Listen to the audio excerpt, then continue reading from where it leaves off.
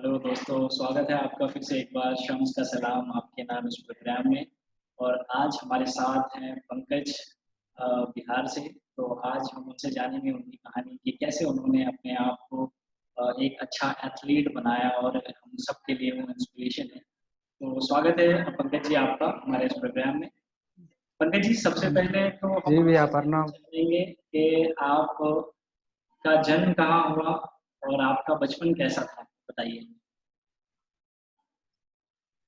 मेरा जन्म भैया गांव भुतौली मालपा, थाना चौथम, जिला खगड़िया, बिहार प्रांत में पड़ता है।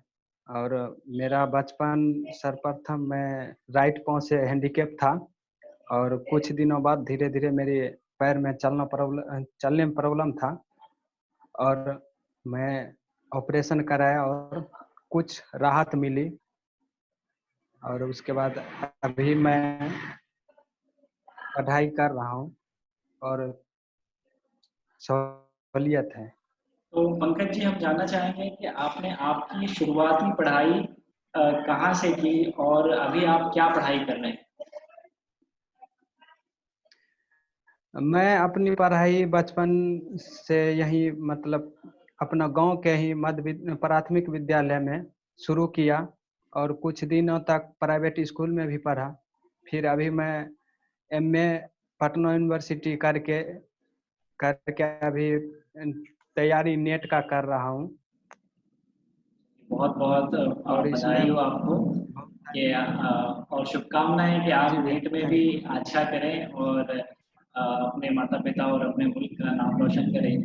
पंकज जी, एक चीज़ जानना चाहेंगे कि जब आपने बताया कि आप दाहिने पैर से विकलांग हैं, तो जब आप स्कूल जाते थे तो आपके दोस्तों का क्या रवैया रहता था, या आपके जो क्लास के साथी होते थे वो कैसा बर्ताव करते थे आपसे, कैसा लगता था? देखिए भैया, मेरा जो भी दोस्त लोग था, क्लासमेट वगैरह जो भी था, सीनियर जूनियर जो भी था, सब हमको बहुत हेल्प करते थे। और बारिश वगैरह में ज़्यादा दिक्कत होती थी, गांव का सड़क था, टूटा फूटा रहता था, जिसमें सब दोस्त लोग हमको सहायता दे करके पहुंचाता था स्कूल भी। और आने वक्त भी हम लोग सहयोग से, दोस्तों के सहयोग से आते जाते थे और कोई दिक्कत नहीं होती थी। बिल्कुल, यानी आपका आपकी जो लाइफ जर्नी है वो ये बताती है कि दोस्त हमेशा काम आते हैं और आपको कहीं पे कठिनाई नहीं होने दिया उन्होंने जी। और आपका साथ दिया। तो सलाम है ऐसे दोस्तों को भी। पंकज जी, आगे बताएं हमें कि आपको क्या लगता है कि ये जो डिसेबिलिटी है, दिव्यांगता है, इसको लेकर के हमारे बिहार में आपको कोई बदलाव नज़र आ रहा है? दिखा लोगों की जो सोच है उसके अंदर कोई बदलाव आपको नज़र आते दिख रहा है?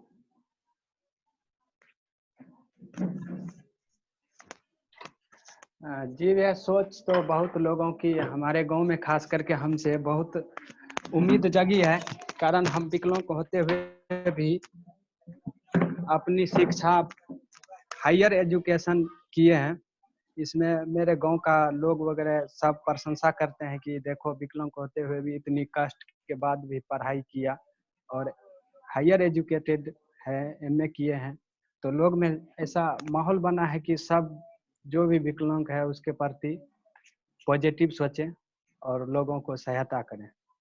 बिल्कुल, बिल्कुल। ये बहुत अच्छी चीज़ है पंकज जी कि आपने एक उदाहरण कायम किया है अपने पूरे गाँव में और लोग इससे प्रेरित भी हो रहे हैं और दिव्यांगों के प्रति जैसा आपने बताया उनकी सोच में बदलाव आ रही है, ये बहुत अच्छी चीज़ है। ऐसे ही हम और सवालात आपसे करना चाहेंगे कि आपको खेल में कैसे रुचि आई?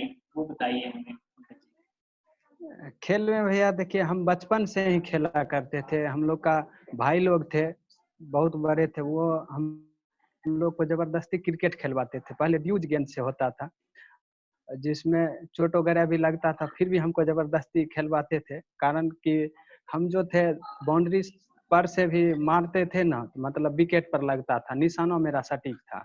क्या इसी बात है! कारण बहुत हमको बढ़िया। पीछे में रखा करते थे।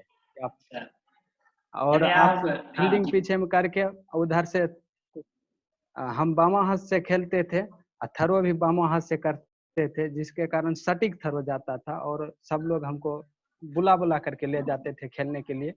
और क्रिकेट खेलते खेलते फिर हमको रुचि थोड़ा सा स्विमिंग में हो गया, क्योंकि नदी है बगल में, कोसी नदी, और वहाँ जा कर के स्विमिंग किए। आज हम नेशनल स्विमिंग भी किए और अच्छा परफॉर्मेंस भी वहाँ भी रहा। क्या बात है, बहुत बहुत बधाई हो तो आपको पंकज जी कि आप बचपन से ही खेल में आपकी बड़ी रुचि है। और मैं समझ सकता हूँ, मुझे भी याद है कि हम गांव में डीज बॉल से खेला करते थे और जिसे चोट लगता है तो बहुत ज़्यादा चोट लगता जी था, भाई। लेकिन बड़ी ही आपकी हिम्मत की दाद देनी पड़ेगी। तो पंकज जी मुझे ये बताइए कि क्रिकेट में आपने किस मकाम तक खेला, यानी अपने गांव में टूर्नामेंट वगैरह, या फिर कोई और अच्छा खेल कहीं आपने खेला हो जो यादगार एक मौका हो आपका, वो बताइए हमें। जी है, हम गांव में ड्यूज से खेला करते थे। हम लोग के गांव के बगल में सैदपुर गांव है, जहां भैया लोग के साथ खेलने के लिए जाते थे ड्यूज से। और वहाँ एक ओवर में 14 रन की आवश्यकता थी। हम थे क्रिकेट, हम स्ट्राइक पर थे। उसमें हमको याद है कि हम 2 छक्का मारे थे और 1 चौका मारे, जिसके कारण मैच भी हम जीते थे। क्या बात है, और क्या उसके बात है, बाद बहुत हमको बढ़िया। यानी आपने तो एकदम उस वक्त, ये कब की बात है पंकज जी? ये लगभग 2003 की बात है। अच्छा, बढ़िया। यानी आप अपने वक्त के, उस वक्त के जी। महेंद्र सिंह धोनी थे, बहुत बेहतरीन फिनिशर। जी, उस बार फिनिश भी किए बहुत अच्छा। उसके बाद तो हम लोग को मतलब जबरदस्ती कहीं भी रहते थे बुला करके ले जाया करते थे कि तुमको खेलना है, चाहे 0 पर बनाओ कोई दिक्कत नहीं, तुमको खेलना है। क्या और बात गेंद भी हम स्पिन करते थे, जिसके कारण टर्न टर्न वगैरह ज़्यादा होता था। तो है। क्रिकेट भी खेलते थे। और इस तरह हम दिव्यांग क्रिकेट खगड़िया के तरफ से पटना मोइनुलहक स्टेडियम में भी खेले। वहाँ भी अच्छा ही परफॉर्मेंस रहा था। बिल्कुल, बहुत अच्छी बात है। यानी आप अपने गाँव से उठ करके दिव्यांग होने के बावजूद भी मोइनुल हक जैसे इंटरनेशनल स्टेडियम में आपने खेला है और फिनिश किया, ये अपने आप में एक बहुत बड़ी बात है पंकज जी। बहुत बहुत बधाई हो आपको। पंकज जी और जी जानना भैया, थैंक चाहेंगे, यू। जैसे कि हर किसी इंसान, आप हमारे लिए मोटिवेटेड है। आपको कौन ऐसा आदमी है आपके लाइफ में जिसकी वजह से आप अपने आप को बहुत ही मोटिवेटेड, प्रोत्साहित फील करते हैं? कौन कौन है आपकी इस? सर्वप्रथम तो मेरी मौत थी।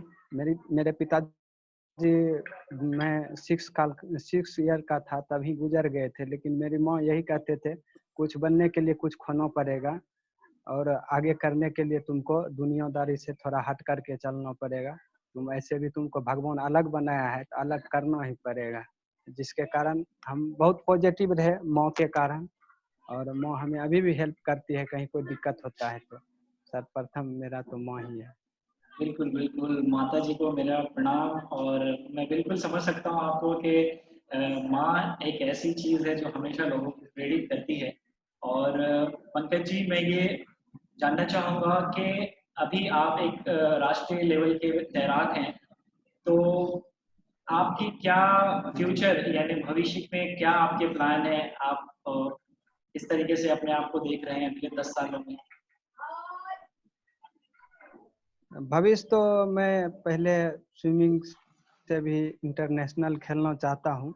और यहाँ जैसे हम आपको बोले कि मेरा मेन फ्यूचर है, मेन सोर्स है कि हम प्रोफेसर बने, नेट नेट निकाल करके। अभी क्या नेट बात है, तैयारी यानी में है। एजुकेशन की तरफ आपका बहुत ज़्यादा ध्यान है। आपको क्यों ऐसा लगता है जी कि भैया। हमको आपको ऐसा पंकज जी, क्या आपको ऐसा लगता है कि पढ़ाई बहुत महत्वपूर्ण चीज़ है और ये बदलाव ला सकती है? जी, जैसे हमको देखिए भैया, आप ज़्यादातर हमको पढ़ाने और हम गांव में भी रहते हैं तो अभी लॉकडाउन है, फिर भी हम लोगों को पढ़ाते हैं, बच्चे को कहते हैं कि पढ़ो। और जितना पढ़ोगे उतना लाभ रहेगा और आगे भविष्य के लिए बहुत अच्छा रहता है। बिल्कुल, बिल्कुल, मैं समझ सकता हूँ कि पढ़ाई एक ऐसी चीज़ है जो आपसे कोई छीन नहीं सकता, और बाँटने से ये बढ़ती है पंकज जी।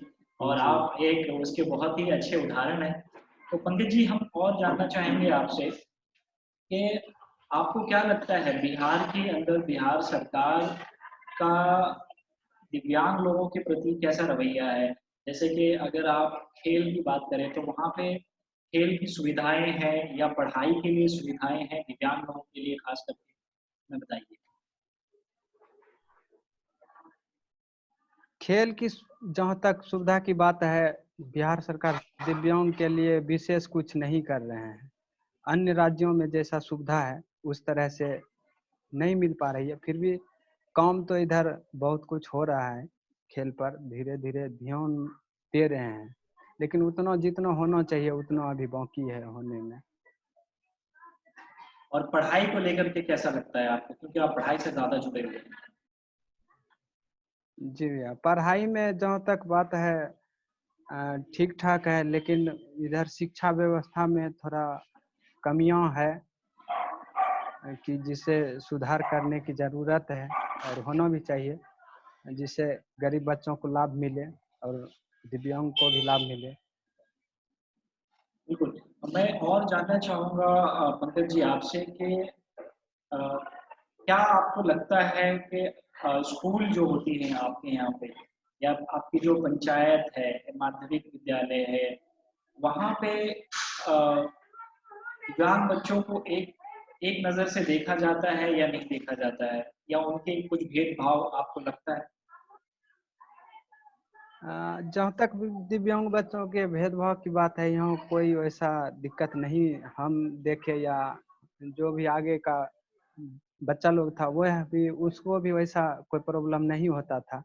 कारण कि हम लोग जहाँ पर पढ़े थे, सब प्रोत्साहित किया करते थे कि पढ़ो और आगे में बैठाया जाता था कि बैठो, तुम शिक्षा ग्रहण करो, तुमको जो दिक्कत है हमसे पूछो। सब मतलब प्रोत्साहित किया करते थे। बिल्कुल, बहुत अच्छी बात है, और बहुत-बहुत धन्यवाद। जी, बताइए पंकज जी। अभी भी हम देखते हैं कुछ बच्चे हैं जो कि दिव्यांग हैं, स्कूल जाते हैं, उनको भी कभी सर देखते हैं कोई दिक्कत होता है तो अपनों गाड़ी से भी पहुंचा देते हैं बच्चों को। बिल्कुल, यानी आप लोगों यहाँ की मदद भी करते हैं। दिव्यांग के लिए बहुत अच्छा है। जी। जी। पंकज जी, अभी जैसा कि आप देख रहे हैं कि ये बहुत ही कठिन समय है पूरे देश के लिए, पूरे विश्व के लिए। हम कोरोना की महामारी से जूझ रहे हैं। तो आपका पूरे देश के वासियों के लिए क्या संदेश रहेगा इसके प्रति? मेरा यही संदेश है पूरा देशवासियों को कि सुरक्षित रहें, लोग को भी सुरक्षित रहने के लिए जागरूक करें और इस कोरोना महामारी में देश का सहयोग करें। देश है तो हम हैं तो पूरा जहान है। बिल्कुल, बिल्कुल। बहुत-बहुत पंकज जी धन्यवाद आपका इस प्रोग्राम में आने के लिए और जितने भी श्रोता हमें जी देख भैया। रहे हैं इस प्रोग्राम में, हम उनसे रिक्वेस्ट करते हैं कि आप अगर इस चैनल को हमारे चैनल को अभी सब्सक्राइब नहीं किए तो ज़रूर करें और लाइक और कमेंट करके बताएँ कि आपको ये प्रोग्राम कैसा लगा, ताकि और भी बहुत सारे लोगों की स्टोरीज़ हम आपके साथ में शेयर करें और धन्यवाद पंकज जी इस प्रोग्राम में आने के लिए। शम्स का सलाम पंकज कुमार जी के नाम। मिलते हैं आपसे दोबारा फिर। धन्यवाद। जी भैया, धन्यवाद।